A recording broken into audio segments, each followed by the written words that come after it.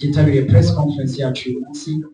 Mwakoze gushyigikira NBG, mwakoze gushyigikira Muyango, mwakoze gushyigikira The Ben, ariko mwakoze no gushyigikira CEO wa NBG.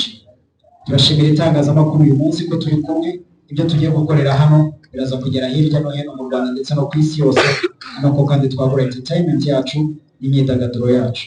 Bivuze ko mufite agaciro mu bikorwa byacu ndetse n'ibyo turimo uyu munsi tugiye kugaragariza isi n'abanyarwanda muri rusange n'abari buze kumenya ibyabereye hano. Bivuze ko mufite agaciro no mu buzima bwacu busanzwe. Thank you so much media houses zose zitandukanye zaje muri uyu munsi kubera abahanzi bacu, kubera NBG, ariko no kubera igikorwa twateguye kuri uyu munsi. So dufite aba brand ambassadors bacu, The Ben, Muyango, ariko dufite hirya Marene wacu Evelyn, ariko dufite na CEO wacu wa NBG. Tutari igikorwa cyacu ndagira gufate.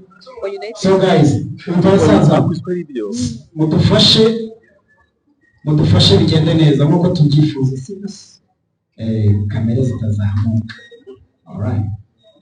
So turagira ngo gutangiza press conference yacu, ntabwo ari press conference yuze kurambirana kubera ko ari ibindi bikorwa bigiye kuberamo hari imbere kandi nabyo bifite agaciro kuri uyu munsi. Ndagira ngo CEO wacu wa NBG adutangirize press conference, atangize press conference yacu kugira ngo tumenye impamvu turi hano, tumenye impamvu turi kumwe na The Ben, tumenye impamvu turi kumwe ndetse na Muyango na Evelyn, ariko nanone tumenye byinshi kuri NBG. CEO ikaze.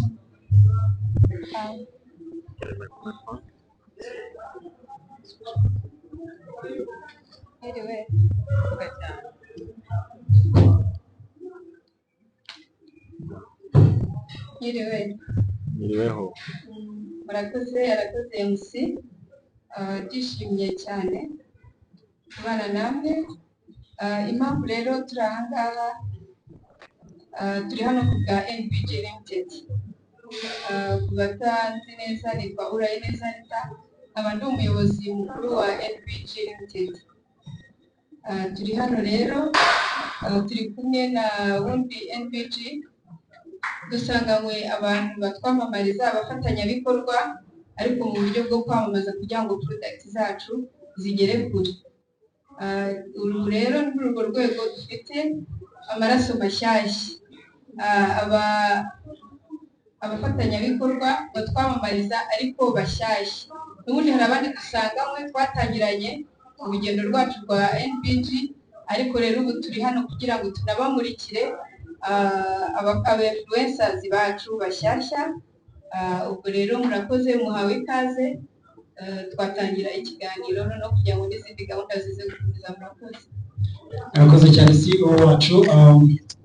Mbere yo gutangira ndagira ngo wenda tubanze dukora iki gikorwa kubera ko ni aba-influencers bacu kandi tugiye kubana nabo muri uyu mwaka na NBG ku kinyobwa bahisemo. Turi buze no kumenya byinshi kuri cyo, ariko mbere yuko dukomeza reka tubanze dusinya aya masezerano imbere y'itangazamakuru. Turatangirira kuri Muyango. Ndasaba protocol badufashe bamuhereze file ye kugira ngo asinye, na CEO wacu nawe bamuhereze file ye asinye.